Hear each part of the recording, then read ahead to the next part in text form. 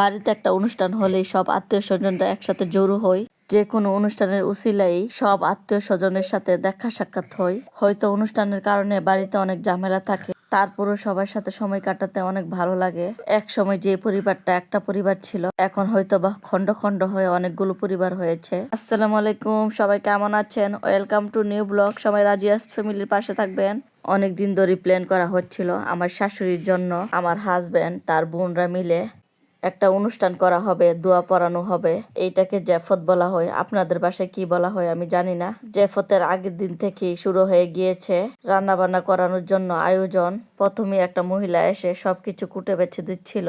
এখানে পেঁয়াজ, রসুন, আদা, জিরা সবকিছু মশলা করানো হচ্ছিল। প্রথমে ভালো করে কেটে বেছে তারপর মশলাগুলো ব্লেন্ড করা হবে। এদিকে আমার মেয়েরা তো তাদের কাজিনের সাথে অনেক খুশি। সব কাজিনরা মিলে আনন্দ করছে, যেহেতু আমার শ্বশুর বাড়িতে খাওয়া দাওয়ার অনুষ্ঠানটা শুরু হবে। এদিকে বিকেল হতে না হতেই দই করার জন্য শুরু হয়ে গেল। প্রথমে পানিটা গরম হয়ে আসলে দিয়ে দিবে গুঁড়া দুধ। যতক্ষণ না দুধটা বাদামি রঙের না হয় ততক্ষণ দুধটা ভালো করে জাল দিয়ে নিবে। এদিকে আমার ননাসটা এসে দাঁড়িয়ে দেখছিল। তখন আমি ঘরে ছিলাম। আমার মেয়েরা সবগুলো ভিডিও তারা করেছিল। আমার বড় ননাস এদিকে দুধটা নাড়ছিল। যেহেতু তারা ভাই বোনেরা এই জেফতটা করছিল, সবাই অনুষ্ঠানের 2-3 দিন আগে চলে এসেছিল। এদিকে জেফতের জন্য যে রান্না করবে বাবুর্চি, এই বাবুর্চি আমাদের আগে থেকে চিনা। আমাদের যে কোনো অনুষ্ঠানেই বাইয়াই রান্না বান্না করে। প্রায় 3-4 ঘন্টা দুধটা জাল দিতে থাকবে। দুধ যত জাল দিবে ততই দইটা ভালো হবে, খেতে স্বাদ হবে। অন্যদিকে আরেকজন সবজি বানাচ্ছে। যেহেতু সবজি রান্না করা হবে, যার কারণে সবজিগুলো আগেই কুটে রেখে দিবে। আমরা সবাই মিলে দুধ জাল দিচ্ছিল আর দেখছিলাম বসে বসে, আর আড্ডা দিচ্ছিলাম, কথা বলছিলাম। এদিকে বাবুর্চি ভাইয়া আমাদের সাথে বারবার মজা করছিল, বলছিল তাদের জন্য চা বানানোর জন্য। আমি বলছিলাম পরে বানিয়ে দিব। যেহেতু সন্ধ্যা হয়ে আসছিল, জেফতের জন্য গরু কেনা হয়েছিল। গরুটা আমাদের বাড়ির সামনে বেঁধে রেখেছিল। আমার মেয়েরা বারবার গরুটা দৌড়ছিল। গরুটা এতই শান্তশিষ্ট ছিল যে একটু রাগ দেখায়নি, খুবই নীরবে দাঁড়িয়েছিল। আর আমার মেয়েরা বারবার দৌড়ছিল মাথার মধ্যে। আমার মেয়েরা তাদের কাজিনদেরকে নিয়ে গরুকে বারবার খাওয়াচ্ছিল, ঘাস এনে দিচ্ছিল, বন এনে দিচ্ছিল। যেহেতু অনুষ্ঠানের 4-5 দিন আগে গরুটা কেনা হয়ে গিয়েছিল, যার কারণে তারা বারবার গরুকে ঘাস খাওয়াচ্ছিল, বন খাওয়াচ্ছিল। এদিকে প্রায় সন্ধ্যা হয়ে আসছিল। যেদিন জেফত করা হবে এর আগের দিন রাত থেকে অনেক ঠান্ডা পড়েছিল। এদিকে সবজি কাটা মোটামুটি শুরু করে দিয়েছিল। যেহেতু তারা সবকিছু কেটে বেছে রেখে চলে যাবে, সকালে এসে রান্না বান্না করবে, যার কারণে তারা কুটা বেচা শুরু করে দিয়েছিল। তারা মশলা সবকিছু রেডি করে কুটা বাচা করে ঘরের ভিতরে রেখে চলে যাবে। তারপর সকালে এসে রান্না বান্না করবে, যার কারণে তারা বিকেলেই চলে এসেছিল। রাত 10টার ভিতরে তারা সবকিছু রেডি করে দিয়ে চলে যাবে। এদিকে পেঁয়াজও মোটামুটি ছিলানি হয়ে গিয়েছিল। প্যান্ডেলটা অনেক সুন্দর করে সাজিয়ে রেখেছিল। জেফতের আগের দিনই প্যান্ডেল গুছিয়ে রেখে দিয়েছিল। খাওয়া দাওয়ার আগ মুহূর্তে টেবিল গুছানো হবে খাওয়া দাওয়া করার জন্য। এরই মধ্যে আমার হাজবেন্ড, আমার ননাসরা, তাদের ছেলে মেয়েরা, আমার শ্বশুর সবাই মিলে বসে আড্ডা দিচ্ছিল। আর আমার এক ননাস সবার জন্য চা বানিয়ে খাওয়াচ্ছিল। যেহেতু বাহিরে অনেক ঠান্ডা পড়েছিল, আমার ছোট মেয়ে তো অনেক আনন্দ করছিল। সে একা একা তার ফুফুদের বাড়িতে, তার দাদার বাড়িতে হেঁটে হেঁটে যাচ্ছিল, আসছিল। সেদিন আমার মেয়ে একটু বই পাচ্ছিল না। এদিকে আমি দুধটা একটু নাড়া দিয়ে দেখলাম কেমন লাগে। যেহেতু দুধ নাড়া দেওয়ার চামচটা অনেক বড় ছিল, আমার কাছে ভালোই লাগছিল নাড়া দিতে। যেহেতু লার্কি দিয়ে রান্না করা হচ্ছিল, আগুনের তাপটা অনেক বেশি ছিল। শীতের কারণে আগুনের তাপটা অনেক ভালো লাগছিল। এরই মধ্যে দুধটা জাল হয়ে আসলে দুধটাকে ঠান্ডা করা হবে। তারপর একটা রুমের মধ্যে দাড়ি পেতে পেপার দিয়ে গ্লাসের মধ্যে দই বসানো হচ্ছিল।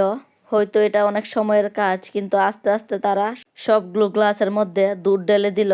দুধটা এতটা গাঢ় হয়েছিল যে দেখে বোঝা যাচ্ছিল দুধটা অনেক গাঢ় হয়েছিল। রংটাও প্রায় বাদামি রঙের হয়েছিল। সবগুলো গ্লাসে দুধ দেওয়া হয়ে গেলে উপরে পেপারের কাগজ দিয়ে তারপর একটা কম্বল দিয়ে ঢেকে দিবে। যেহেতু কম্বল দেওয়া হয়নি, যার কারণে 2টা চাদর দিয়েই ঢাকা হয়েছিল।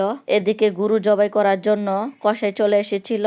ওই সময় প্রায় 11টা বেজে গিয়েছিল, যার কারণে কসাই চলে এসেছিল গরুটা জবাই করার জন্য। জবাই করে তারা মাংস কাটাকাটি করবে। যেহেতু আমার ননাসের বাড়িতে গরুটা জবাই করা হবে, যার কারণে গরুটা ওইখানে নিয়ে গিয়েছিল। আমার মেয়েরও গিয়েছিল গরু জবাই করা দেখার জন্য, কিন্তু গরু জবাই করা আমার কাছে একদম ভালো লাগে না, আমার কাছে দেখতেও তেমন ভালো লাগে না, যার কারণে আমি যাইনি। এর মধ্যে কসাইরা গরুকে ফেলে দিয়েছিল জবাই করার জন্য, কিন্তু গরুটা একটু নড়াচড়া করেনি। খুবই সহজে গরুটা জবাই করতে পেরেছে তারা। ভিডিওর মধ্যে আমি দেখে অবাক হয়ে গিয়েছিলাম। তারা দুজনেই গরুটা জবাই করে ফেলেছে। মনে হচ্ছিল গরুটা নিজেই শুয়ে গেছে। আপনারা হয়তো ভিডিও দেখে বুঝতে পারছেন গরুটা কত শান্তশিষ্ট ছিল। আমার 3 মেয়ে চলে গিয়েছিল গরু কাটা দেখার জন্য। আমার 3 মেয়ে গরু জবাই করা দেখেছে, তারপর গরুর মাংস কিভাবে কেটেছে সবকিছু বসে বসে দেখেছিল। যেহেতু গরুটা কসাইরা জবাই করেছিল, যার কারণে তারা খুবই তাড়াতাড়ি মাংসগুলো কেটে ফেলেছিল। কসাইরা যত তাড়াতাড়ি গরুর মাংস কাটতে পারে, অন্যরা তা পারে না। প্রায় গরুর মাংস কাটাকাটি করতে করতে 3টা বেজে গিয়েছিল। এরই মধ্যে সকাল হতে না হতেই বাবুর্চিরা এসে ডাকাডাকি করছিল। আমার ঘুম ভাঙতে ভাঙতে প্রায় 8:30 9টা বেজে গিয়েছিল। আমি উঠে দেখি তারা রান্না বান্না 3টা পাতিলের মধ্যে বসিয়ে দিয়েছে। 2টা পাতিলের মধ্যে বসিয়েছিল গরুর মাংস, আর একটা পাতিলের মধ্যে বসিয়েছিল গরুর হাড্ডি দিয়ে ডাল রান্না করছিল। আমি তাদের সবার জন্য চা বানিয়ে নিয়ে এসেছিলাম। এরই মধ্যে আমার হাজবেন্ড বলছিল পাতিলগুলো আমি গিয়ে নাড়া দিতে। গরুর মাংস ভালো করে কষানো হচ্ছিল, আমি ভালো করে গরুর মাংসটা নাড়াচাড়া করে দিলাম। এত ধোঁয়া উঠছিল, কিন্তু কিছু দেখা যাচ্ছিল না। আমি ঘুম থেকে উঠার আগে সবজি রান্না করা হয়ে গিয়েছিল, শুধুমাত্র সবজিটা বাগার দেওয়া বাকি ছিল। তারা ভালো করে নেড়েচেড়ে তারপর ঢাকনা দিয়ে ঢেকে দিবে, কিছুক্ষণ পর নাকি বাগার দিবে। এরই মধ্যে অন্য একটা পাতিল আবার নেড়েচেড়ে দিচ্ছিল।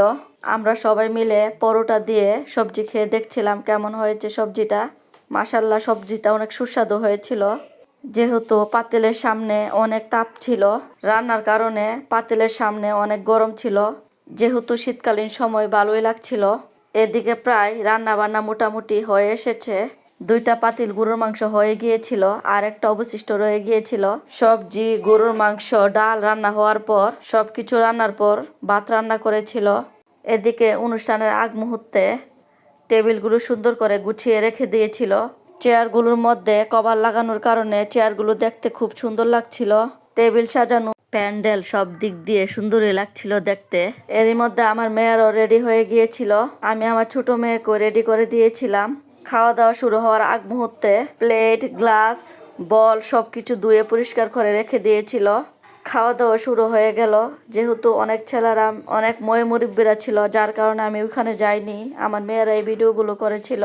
যেহেতু 2টা বেজে গিয়েছিল, খাওয়া দাওয়ার একটা চাপ পড়ে গিয়েছিল। প্রত্যেকটা টেবিলের মধ্যে মানুষ ছিল, পাশে আবার অনেক মানুষ দাঁড়িয়ে ছিল।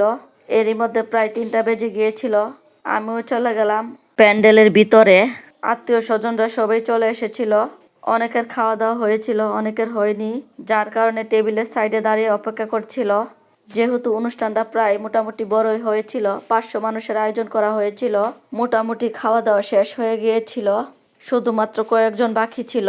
আমিও আমার ছোট মেয়ের জন্য একটা প্লেটে করে ভাত আর 2টা গরুর মাংসের পিস নিয়ে গেলাম খাওয়ানোর জন্য। যেহেতু টেবিলের মধ্যে তাকে খাওয়ানো সম্ভব না, যার কারণে আমি ঘরে নিয়ে গিয়েছিলাম। খাওয়া দাওয়া শেষ করে সব আত্মীয় স্বজনরা ঘরে আসছিল, তাদেরকেও সময় দিতে হচ্ছিল। সবার সাথে বসে আড্ডা দিচ্ছিলাম, কথা বলছিলাম। আমার আজকের এই ভিডিওটা আপনাদের কাছে কেমন লেগেছে প্লিজ কমেন্ট করে জানাবেন। সবাই বেশি বেশি লাইক, কমেন্ট, শেয়ার করবেন। সবাই ভালো থাকবেন। আল্লাহ হাফেজ।